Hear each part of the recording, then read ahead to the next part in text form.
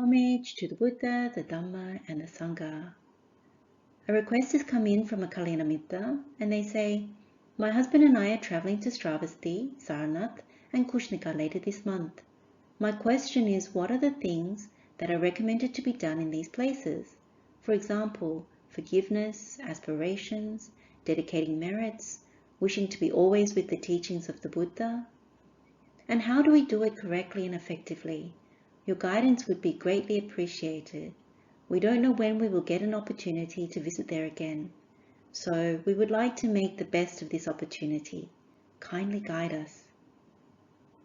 This is a really beautiful request because when I read this the first time, there was such an uplifting feeling. It was like being taken back to those places where one has done pilgrimage before, and so many blessings and precious moments. There is something for everyone in this session. The Buddha says that when you see these places, it's very inspiring.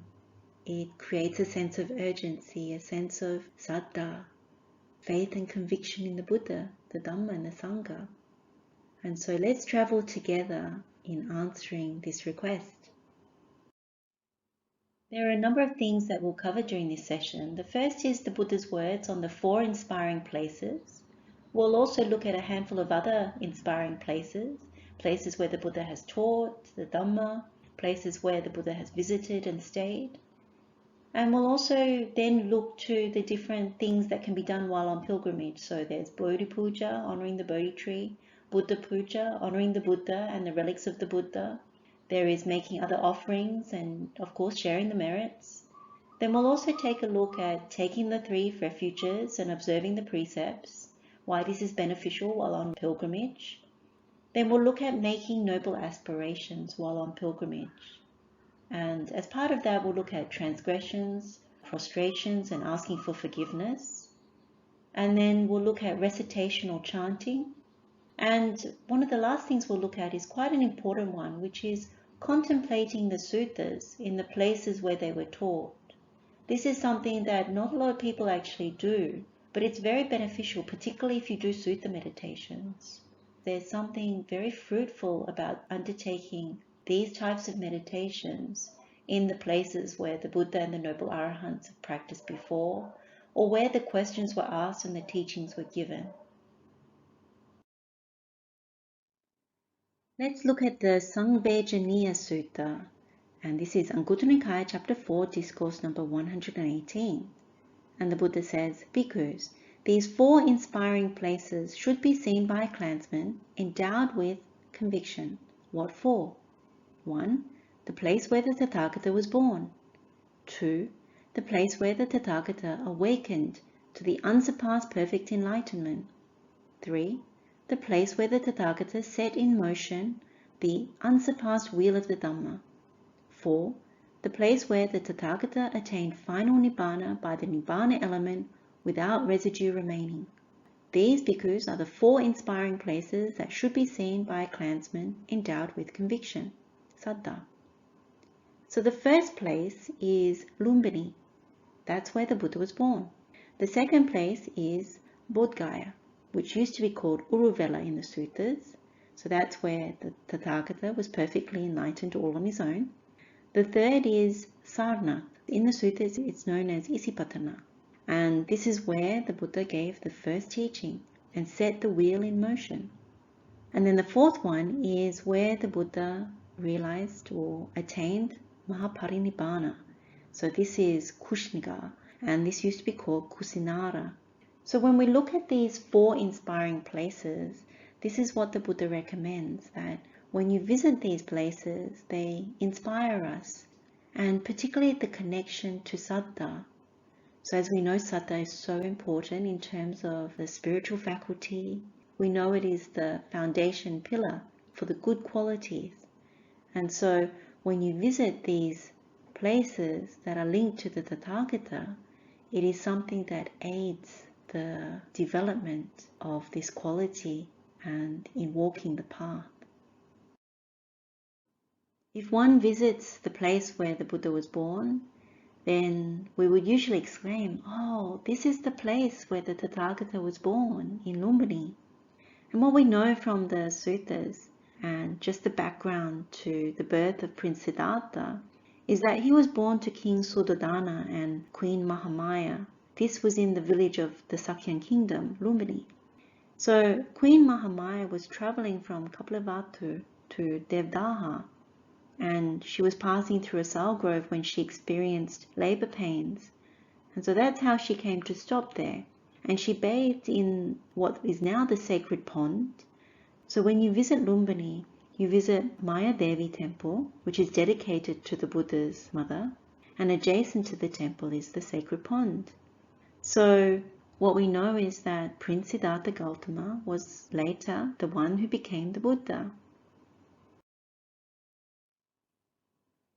When you visit Bodh Gaya, you come to think, this is the place where the Buddha was perfectly enlightened all on his own.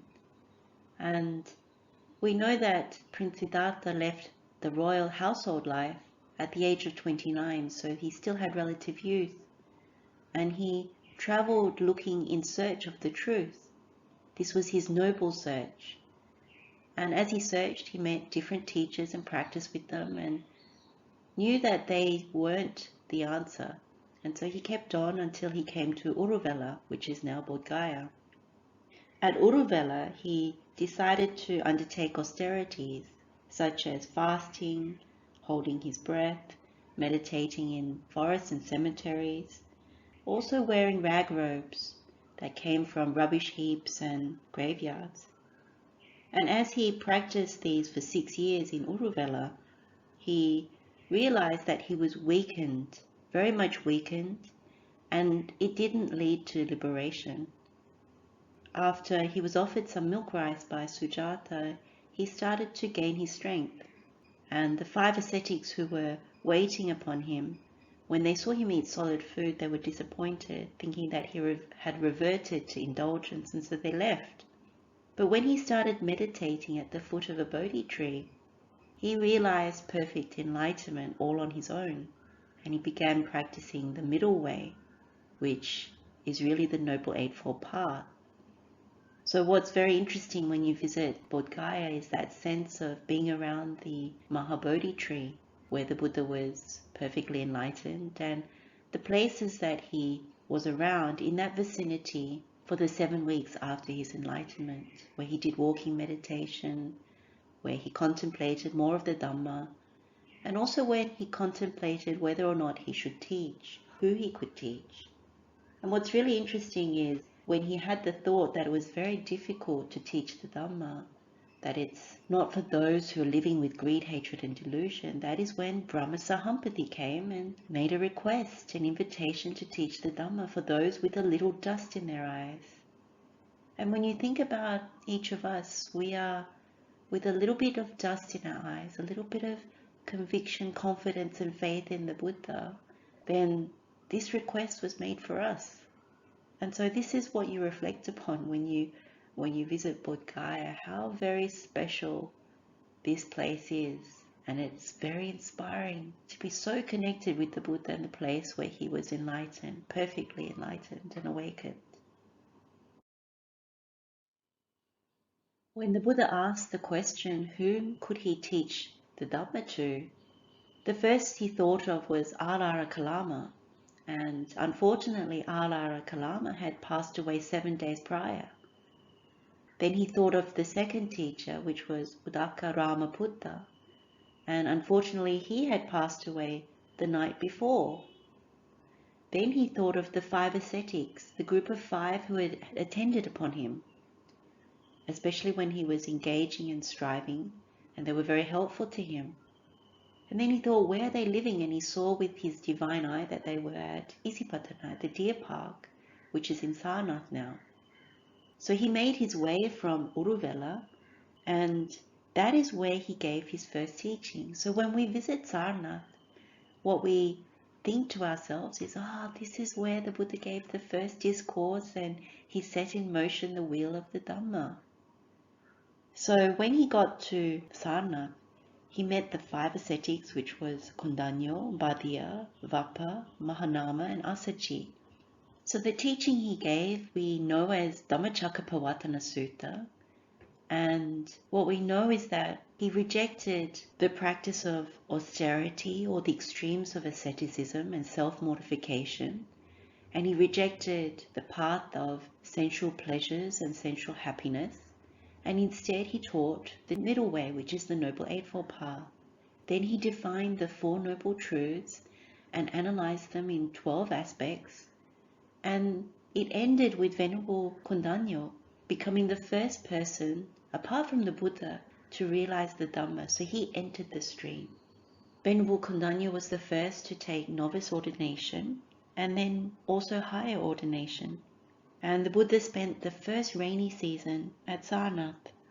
It was in this place that these original 5 ascetics, they all realized arahantship after the second teaching of the Buddha.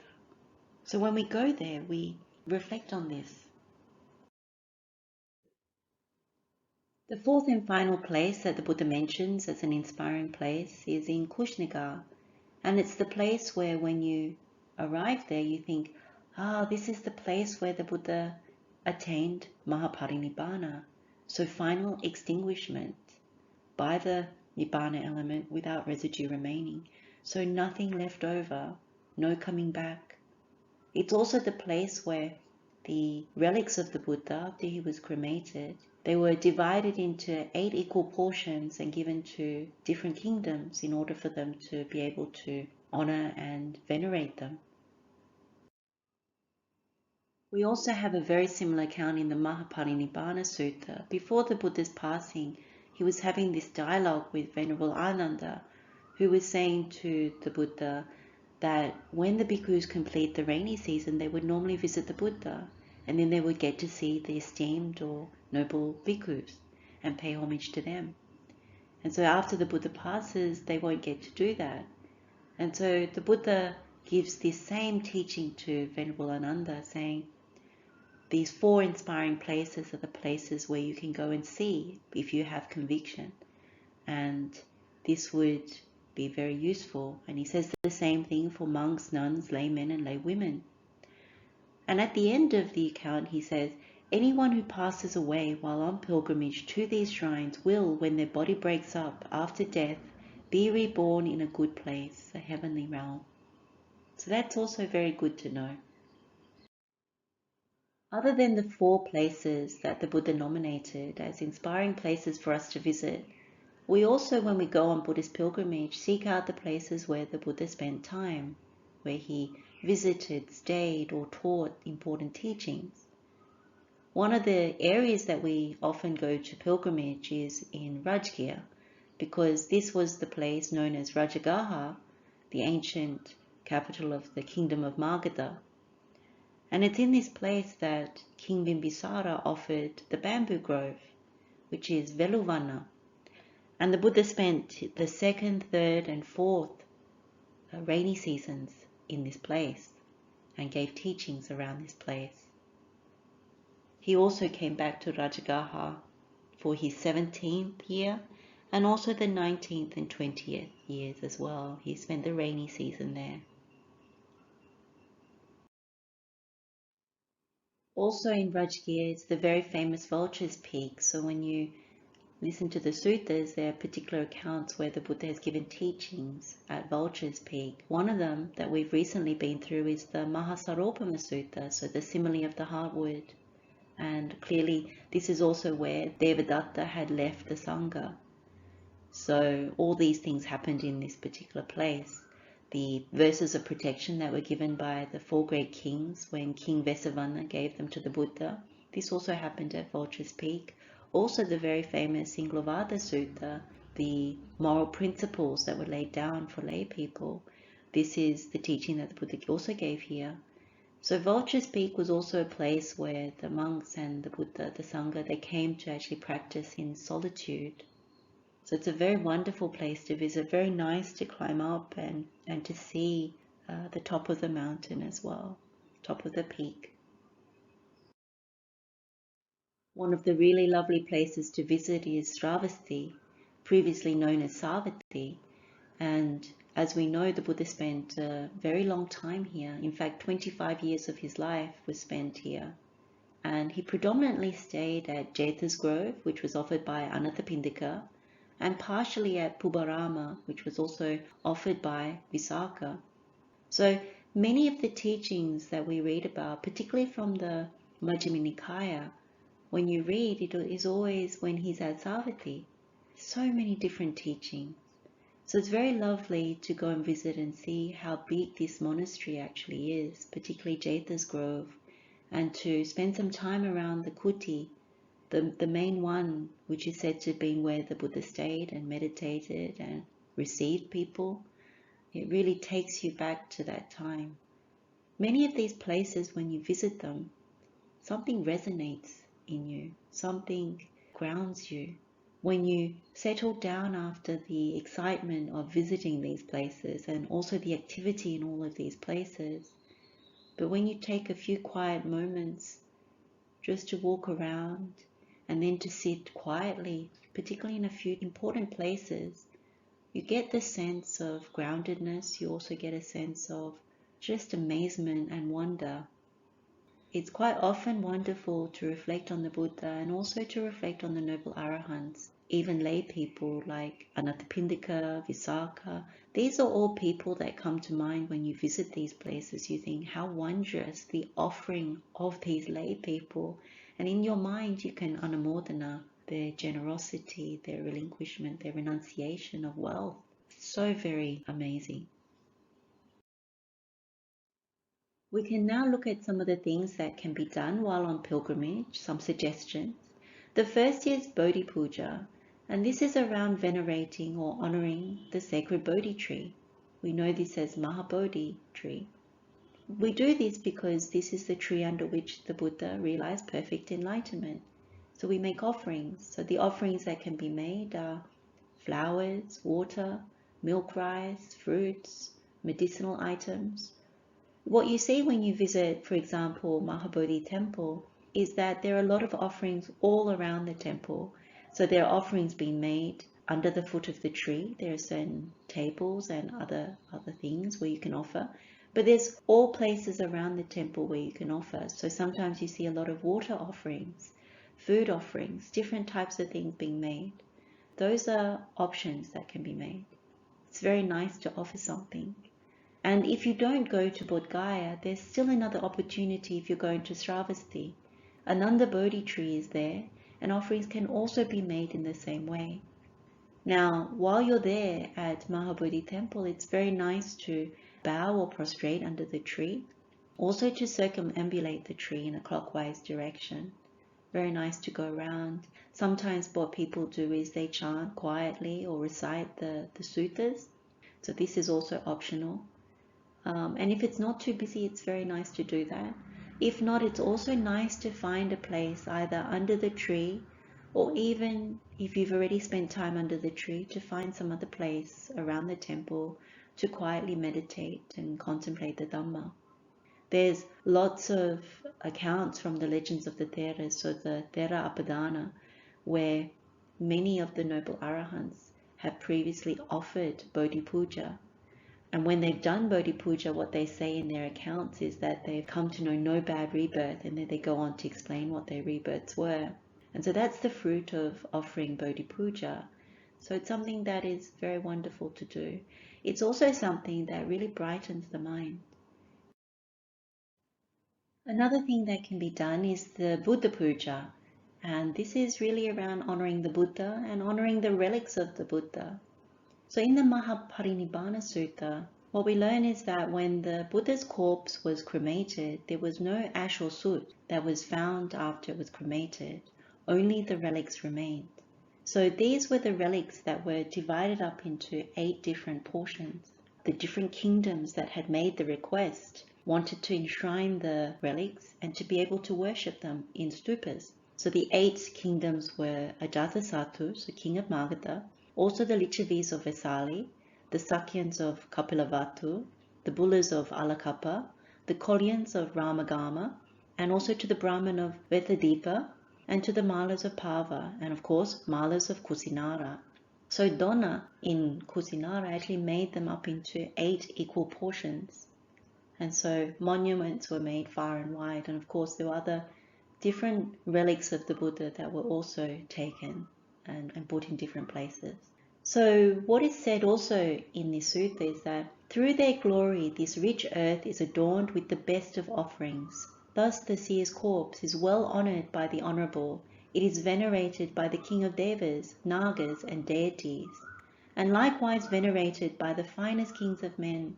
Honor it with joined palms, so Anjali, when you get the chance, for a Buddha is rare even in 100 eons. So this is what we should do when we come to different stupas, different places where the Buddha has practiced, then it's something that we also bear in mind. So again, there's offerings that can be made. So usually people offer flowers, they offer water, they offer milk rice, fruits, incense, oil lamps. So in particular temples, there are places where you can offer oil lamps, so it's done in a safe manner. Also medicinal items. So what's interesting is when you read the accounts in the Vimānavatthu, so these are different accounts by those in the heavenly mansions of the heavenly realms. There are certain accounts, like this is one example from the Pītavimānavatthu. So this is Vimānavatthu number 47. And it says, if people offer something to the Supreme Buddha when he is alive or after he has passed away, as long as they have the same confident mind on both occasions, the results will be the same. Beings are reborn in heaven because of their confident minds. The reference to confident minds is always about saddha, that quality of faith, conviction, and confidence. As it says, if the Buddha was alive, you offer. It's the same as if he's not alive and you offer, but you offer it with such a conviction, such an understanding of the importance of what he had done, what he has left as the legacy, the teachings for us to save ourselves. So with that in mind, you make the offering. So again, you can bow and prostrate to the relics of the Buddha, hence why you see people bowing in front of stupas, bowing in front of Buddha rupas. The significance is really what it means for you, and it can be devotional. There are people that do it out of utmost devotion, but there are also others that do it out of that sense of knowing. When we do Bodhi-pūjā and when we do Buddha-pūjā, it's really out of a sense of deep gratitude. That when you offer it, it's more than just the sake of offering because you're on pilgrimage. You offer it because this is the opportunity to connect with something that is very, very heartfelt. That when you understand different aspects of the teaching of the Buddha, the value of the Buddha's teachings, that is what connects you to wanting to make the offering out of very sincere gratitude. That if it were not for these teachings, one could not save oneself, or would not be able to find the security of stream entry, the security of more fruits of the path, and to get ourselves out of this whole entire predicament. So again, what you see when you visit many of these places on pilgrimage is you see people bowing, you see people prostrating, you see people circumambulating and chanting and reciting. So all those things are possible. Much of it, when you do it, it is to calm the mind, to genuinely be in the place. Sometimes it takes so much effort, so much money, so much time to take ourselves on pilgrimage. And so when you're there, don't get swept away with the activity of it all, or get swept away with all the thoughts and the people and things like that. Just take time for yourself. Even if you don't have a lot of time to do this pilgrimage, take moments of time to really connect with the Buddha, the Dhamma, and the Sangha. And in that way, you really make the most of it. If you have longer time, then there's always time to pause, to take hours out of your time to spend in these places. Now, a word of caution. In the Pītavimānavatthu, so these are the accounts from the Preta realm, and one of the accounts is in the Dhātuvivaṇṇapetavatthu, so this is number 35. So let me just read this account from the Pītavimānavatthu. So there was this ghost who was in Rajagaha, and he was extremely wealthy, and one day his wife and daughter-in-law were going to worship a stupa, and these held the relics of the Buddha. They had prepared flowers, so lotus flowers, garlands made of flowers, and incense. And this wealthy man, he stopped them from going there. So that was the evil deed that he did. And he said there were 86,000 ghosts also suffering along with him in the hungry ghost realm. They all committed the same evil deed of insulting the worshipping of the Buddha relics. And so they are suffering intensely in the hungry ghost realm, as if they were in hell. So this is his warning. If one criticizes worshipping the relics of the Supreme Buddha, that person loses a great meritorious activity. And he goes on to say that when he is released from the hungry ghost realm, and if he is born into the human world, he will diligently worship again and again the stupa of the relics of the Supreme Buddha. So that's quite an important thing, that even if you don't venerate or honor the relics of the Buddha, don't prevent somebody else from doing so. Again, you see the contrast between the Vimānavatthu, so the beings in the heavenly realms, and those in the Pītavimānavatthu. And so there's the distinction there from the suttas that you can see. One is very meritorious and one is demeritorious. Just a little more on making offerings. When you go to the Therapadāna, so the legends of the Theras, and also the Vimānavatthu, so the stories of the celestial mansions, you see a lot about the different kinds of offerings that are made. So you see accounts of flower offerings or flower puja. You see accounts of building stupas or repairing stupas. You see accounts of offering oil lamps and different accounts of offering shade, offering umbrella, all kinds of things, all different requisites to the Sangha that have been offered.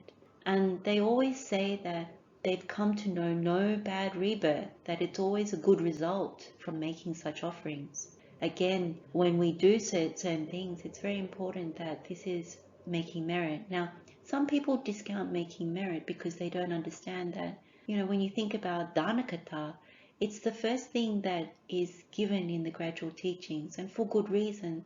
Sometimes we need a lot of merit. I know from my own personal experience, not being born into a Buddhist culture, when you come to the teachings, sometimes it's very hard to understand. And you think, what is wrong with me? But oftentimes it's because there's not enough merit. Sometimes when it's very difficult to go on pilgrimage, or it's very difficult to go and see an important teacher, or it's very difficult to go through a certain passage of time, it's because there's not enough merit. So one of the very easy things to do, particularly when you're on pilgrimage, is to make offerings. Make offerings wherever you can. And if you make offerings to the Sangha, if you make offerings when you're visiting certain places, these are all very good. And of course, like I said before, reflecting with gratitude towards the Buddha, towards the Dhamma, towards the Sangha, making this very, very conscious.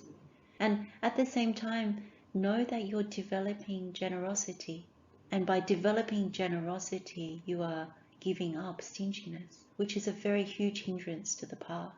When you know that you are cultivating the opposite of stinginess, this is something that very much aids the development of the path, the Noble Eightfold Path, and it aids any aspiration for safety, anything that leans towards Nibbana, to ascending upwards, all of that sort of thing.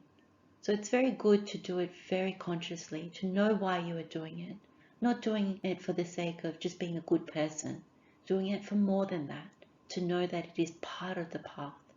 It actually helps us to then train in the higher trainings, to be virtuous, to concentrate the mind, to develop wisdom. You need this generosity, this giving as one of the supports, one of the foundations. When we talk about making offerings or giving, it's also very good to talk about dedicating the merits or sharing the merits. And so the sutta that comes to mind comes again from the Pītavimānavatthu, so the stories of the hungry ghost realm. And this is number 5, which is Tirukutta-Pītavimānavatthu. And if you remember, this is the sermon or the teaching that the Buddha gave to King Bimbisara after an alms offering, that after having been born in the ghost world, departed relatives come back to their own houses and stand by the doors. They also stand outside walls and at intersections. Some people in the family will enjoy delicious food without remembering their departed relatives. But departed relatives are forgotten because of their own bad karma. And then it goes on, some compassionate people offer delicious food and drink to the virtuous people and share merits with their departed relatives, saying, Let this be for our relatives. May our relatives be happy. Departed relatives gather to these places and highly appreciate the offering. And so what they do is they bless their relatives. They say, may our relatives who compassionately offered us these gifts have long, happy and healthy lives.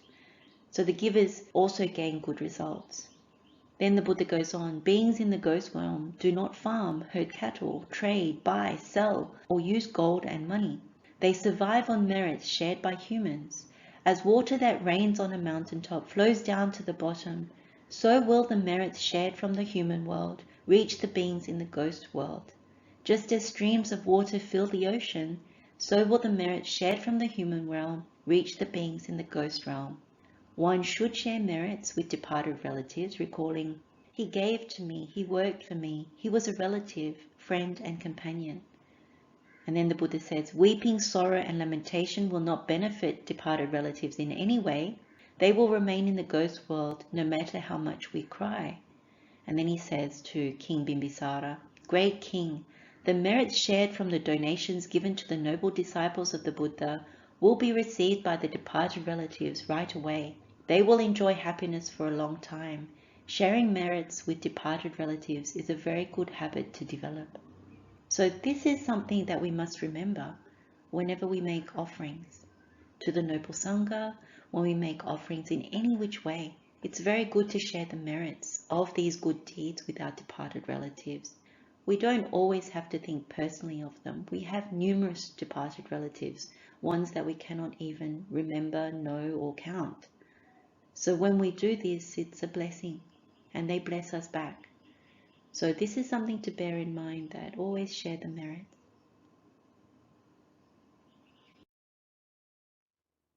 A question that's often asked is about taking the Three Refuges. If you haven't taken the Three Refuges before and you really feel that compulsion to do so on pilgrimage, that is a very wonderful thing to do.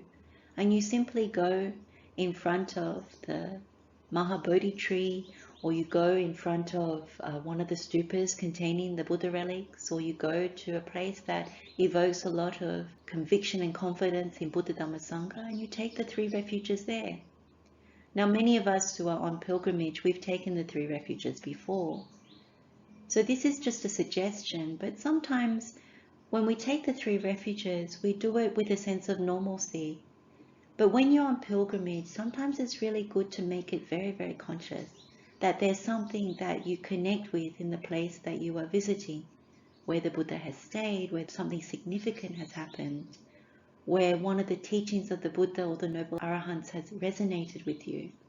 When you take the Three Refuges with that connection, there's something very amazing that can happen.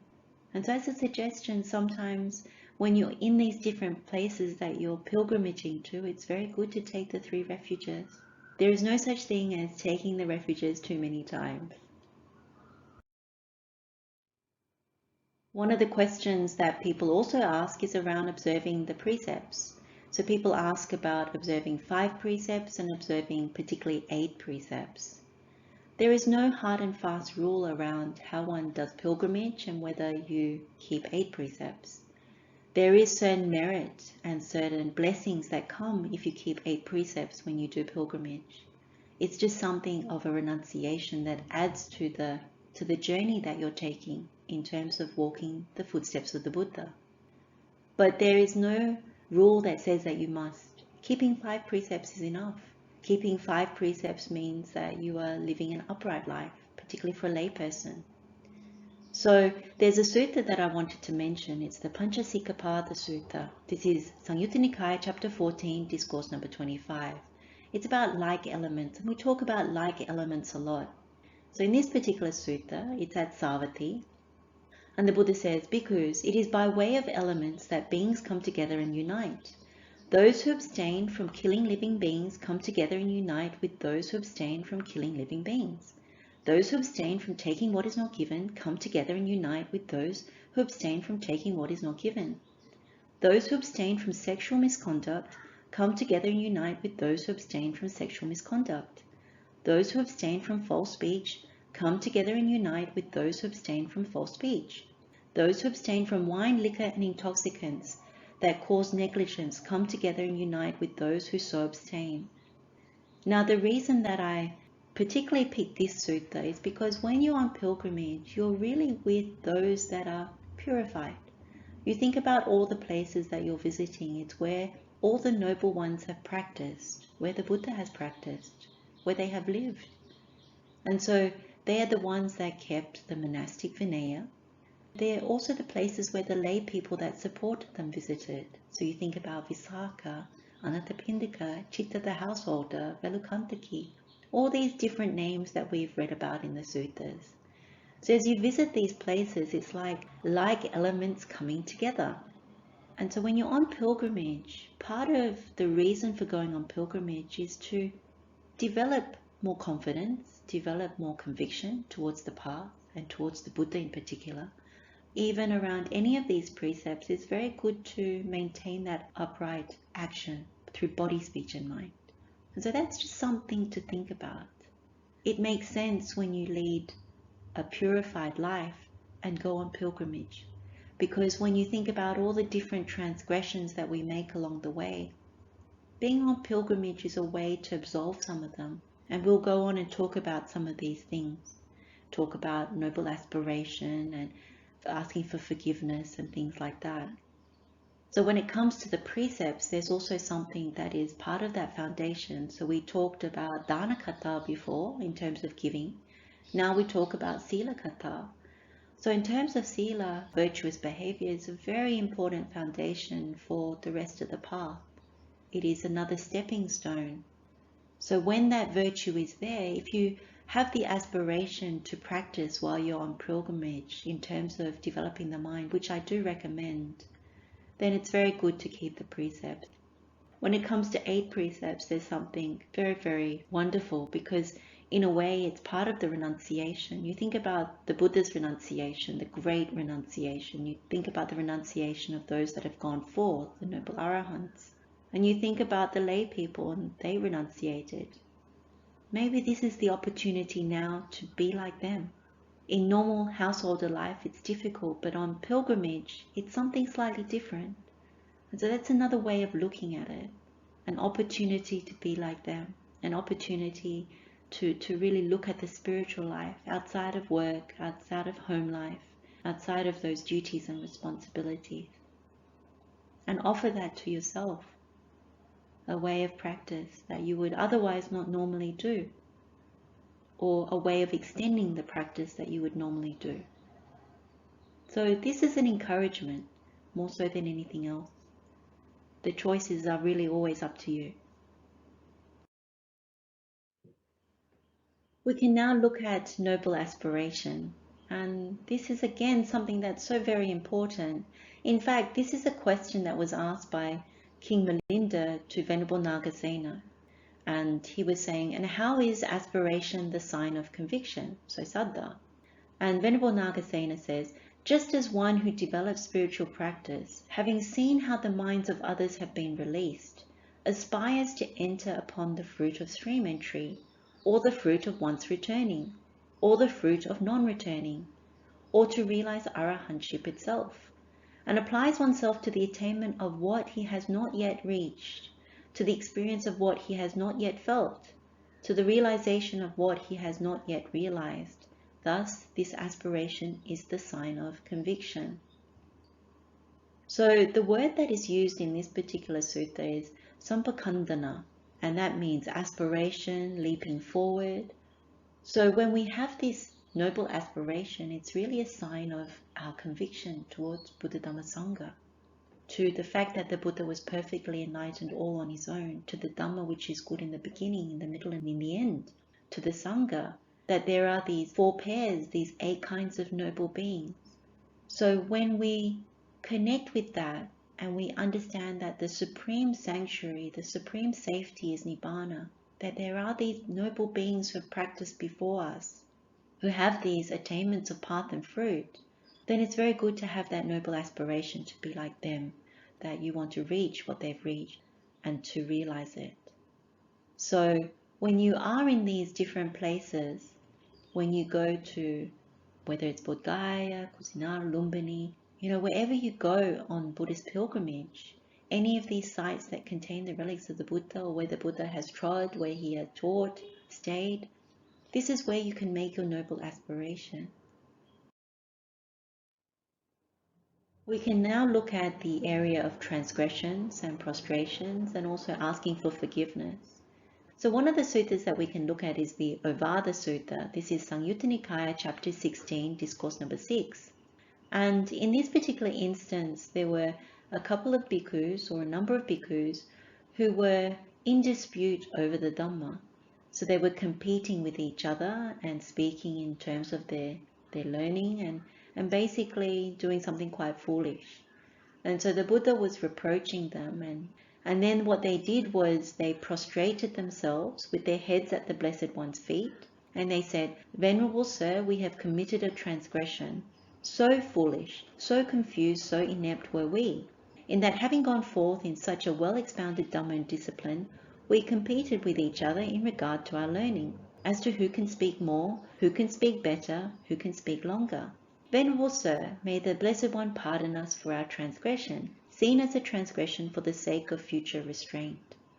And then the Buddha says, "Surely, bhikkhus, you have committed a transgression. So foolish, so confused, so inept were you, in that having gone forth in such a well-expounded Dhamma and discipline, you competed with each other." And he repeats the same thing.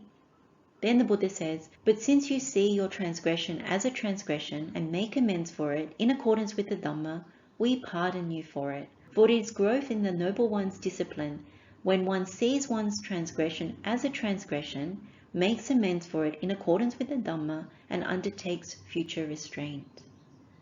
So what we are reminded here is that when we transgress, it's very good to ask for forgiveness. And it's very good to bow our heads down, and in order to do so, we humble ourselves. One of the things about prostrations, and you see it a lot in terms of the practice of the Dhamma, is that we bow a lot.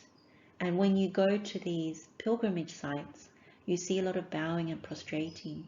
And much of it is done because of transgression, maybe lifetimes of transgression. Now each person is a little different in how they undertake the practice of that. But for one thing, it's very good to lower our heads, to actually admit fault. One of the things about when you enter the stream is that you will not cover up any misdeed or fault. You will own up to it. And this is part of the practice of that. As you lean towards entering the stream, if you have entered the stream, then you won't cover anything up. In fact, you'll admit it. So when you go on pilgrimage, it's very good to clean out anything that has been like a transgression. It can be anything you've done as you come onto pilgrimage. It can be things done in the past through body, speech and mind. So it's very good when you're in these holy places to actually admit certain things, to actually go through and clean. When you make amends, you make a very strong determination, a bit like when we do the meditation in Dhātuvivaṇṇapetavatthu Sutta, when you have those mental stains, or when you do the Karaniya Metta Sutta and you go through body, speech and mind, all these different things. You have a regret, but at the end of it, you make a very strong determination not to do it again. And one doesn't worry about whether you will do it again or not. You just, at that moment, with the insight of seeing that it's not a good thing to do, you make that very strong determination not to do it again. When we ask for forgiveness, there's a way that we can do it. So usually it's around our body, speech and mind. So it covers everything. That is due to negligence, wrongdoing. You ask for forgiveness of the Buddha, of the Dhamma, of the Sangha. This can be recited or chanted in Pali, which is on the left, or it could just be said in English. If you understand the Pali, then it's good to recite in Pali. The main thing is you understand what you're reciting, what you're saying. But in many ways you can simplify it. You can simply say, by body, speech and mind, may the Buddha forgive this transgression. Same with the Dhamma, same with the Sangha. When you take refuge in Buddha, Dhamma, Sangha, this can be a very powerful thing. So on pilgrimage, it's a very easy thing to do. Easy in the sense that you're in that place where there was the presence of the Buddha and the Noble Arahants. You can easily do that. Ask for forgiveness. Do some bowing. Sometimes people ask, how much bowing do I need to do? I always err on the side of more. So the inclination sometimes is to keep going. You bow to the Buddha, you bow to the Dhamma, you bow to the Noble Sangha. And the thing is that you sometimes feel like you want to bow more. If you feel like wanting to bow more and you have no health issues, you keep going. And you do it with the idea is that you want to remove any impediments from the path, to purify one's body, speech and mind of any transgressions. And normally there's this feeling of lightness when you get up, particularly if your intention is to overcome impediments, overcome transgressions. So bowing is good, particularly for conceit. Many of us in Dhamma, sometimes we don't know how conceited we can get, not wanting to sit on the ground, not wanting to put our bare feet on the ground, not wanting to be seen in a lesser sense when we practice the Dhamma and know so much. But the journey of pilgrimage is really one of humility.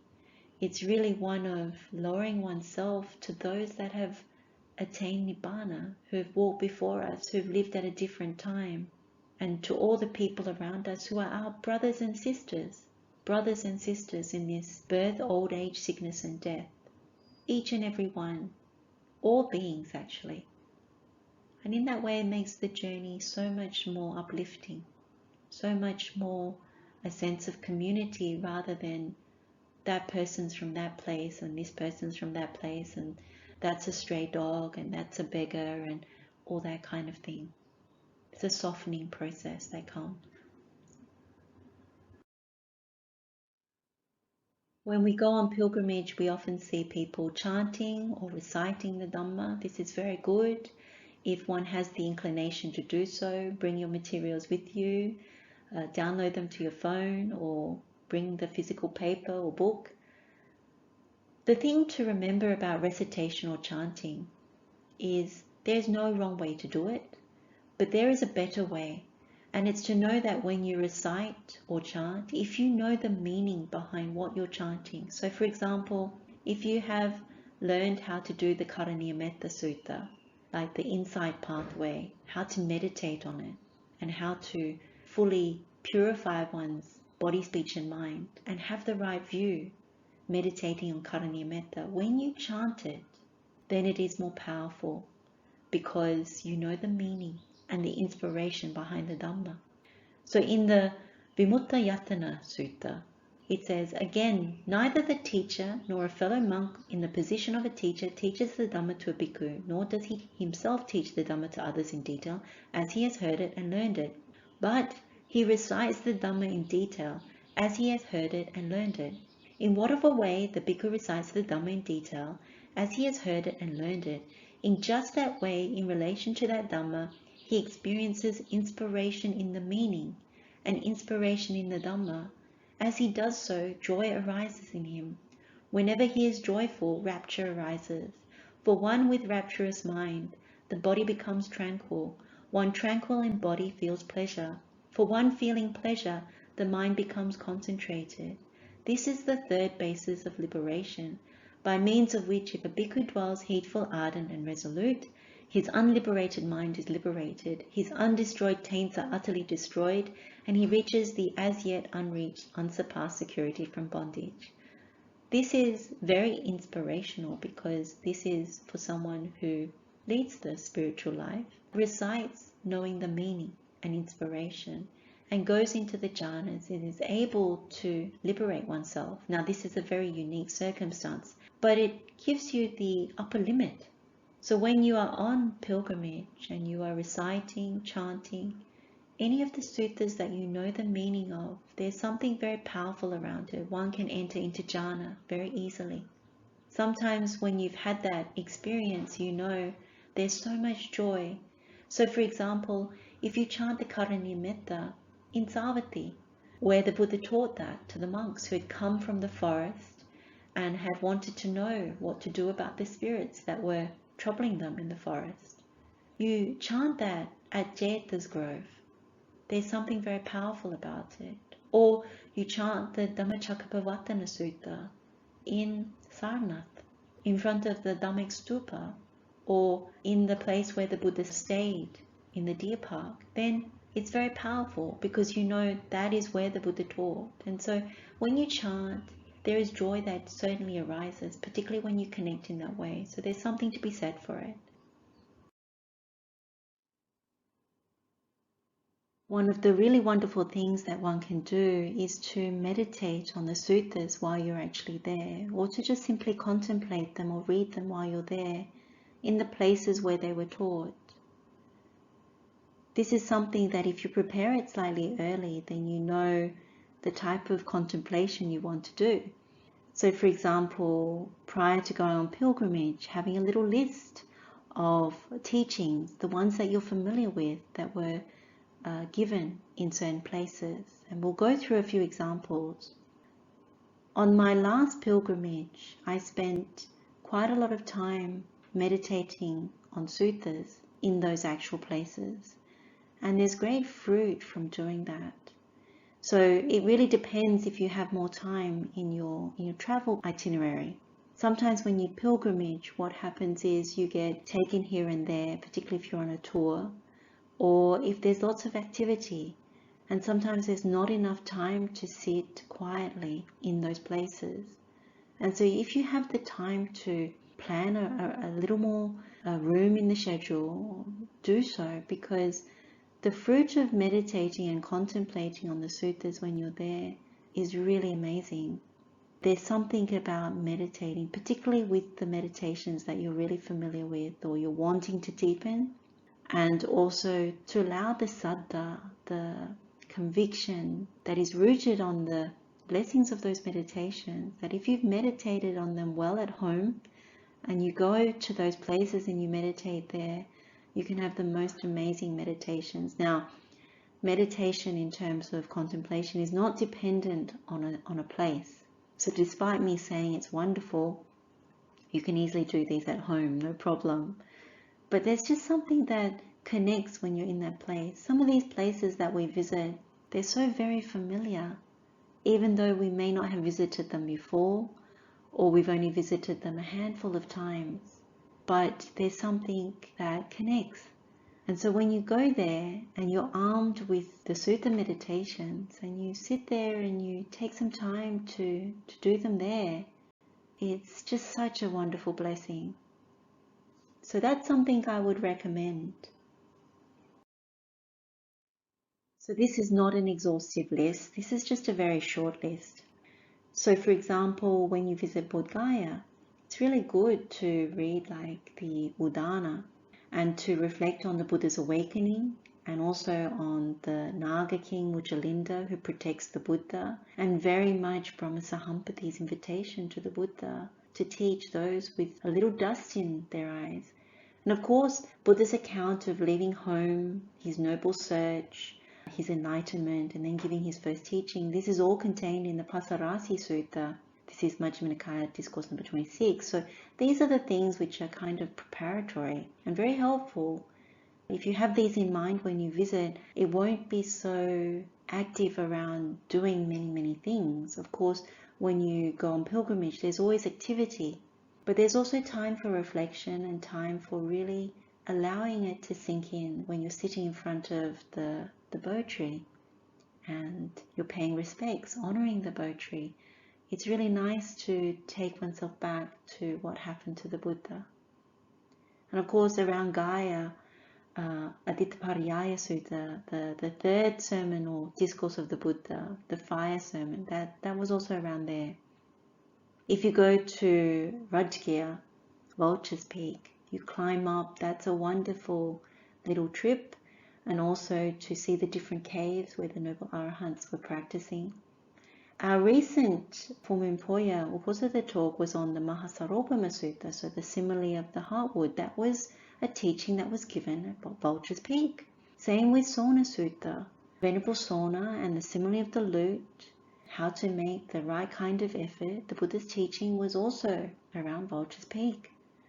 Same with the longer discourse to lay people on virtuous behavior, Singlovada Sutta, that was also there. And of course, the great protection of the fourfold Sangha, Ātanātiya Sutta, this was also given there. And there are other teachings as well. This is just a selection. If you visit Bamboo Grove, so Veluvana Monastery, then Chulavedala Sutta, and many other ones as well, like little teachings that were given there. At Sarnath, the deer park, of course, Dhammacakkappavattana Sutta. It's very nice to chant that there, but also to contemplate the Four Noble Truths, to really look at that there. And as you do so, even if you simply look at the First Noble Truth of suffering, there's something so remarkable about meditating at that there. So that was the first discourse of the Buddha. And of course, the second discourse was Anattalakkhana Sutta, where the 5 ascetics, they all were Sotapannas, they all became Arahants after hearing this discourse. So Anattalakkhana Sutta. There's also Silavanta Sutta. So if you remember the meditation on the 11 characteristics that are to be wisely contemplated. But there's also that very short meditation of, is it worth taking as me and mine?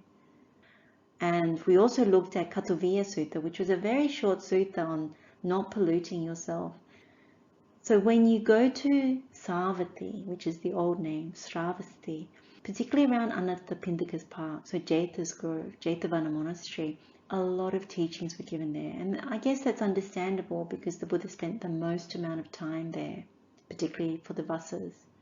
So Vatupama Sutta, Karaniyametta Sutta, Parabhava Sutta, Vitakasantana Sutta, Chulakamma Vibhanga Sutta, many suttas. If you look at most of the Majjhima Nikaya suttas, there's quite a few that were given as a teaching at Jethavana. And so when you look and you go to Kusinara, which is now Kushnigar, then of course all the things associated with the Buddha's final days. Mahāparinibbāna Sutta has many of the accounts leading to the Buddha's Mahāparinibbāna. The Parinibbāna Sutta, which is in Samyutta Nikaya, chapter 6, discourse number 15, that's also very lovely because this is after the Buddha has passed away and attained Mahāparinibbāna. And Brahmasahampati came and led the, I guess you could say, tributes and verses to the Buddha, and then the Noble Arahants followed suit. So these are a few examples. I think it's one of those things that if you take the time to go on pilgrimage, then one of the most amazing things is to meditate in the places where the teachings were taught. It brings you closer to the Buddha, closer to the Noble Arahants that are giving those teachings. And there's something about all those Noble Arahants, all those noble beings that practiced in those places, that as you're meditating there, you are practicing with them, those who have gone before, those that are practicing now. And so there's something very warm-hearted, very luminous, very precious about that. When we consider Buddhist pilgrimage, then really it's around developing saddha, developing this quality of saddha, this very good quality of saddha. If we go to the Nagaropama Sutta, which is about the simile of the fortress or citadel, it says about saddha, the first of the good qualities, just as the pillar in the king's frontier fortress has a deep base and is securely planted, immobile and unshakable, for the purpose of protecting its inhabitants and for warding off outsiders, so too the noble disciple is endowed with conviction. One has conviction in the enlightenment of the Tathagata thus.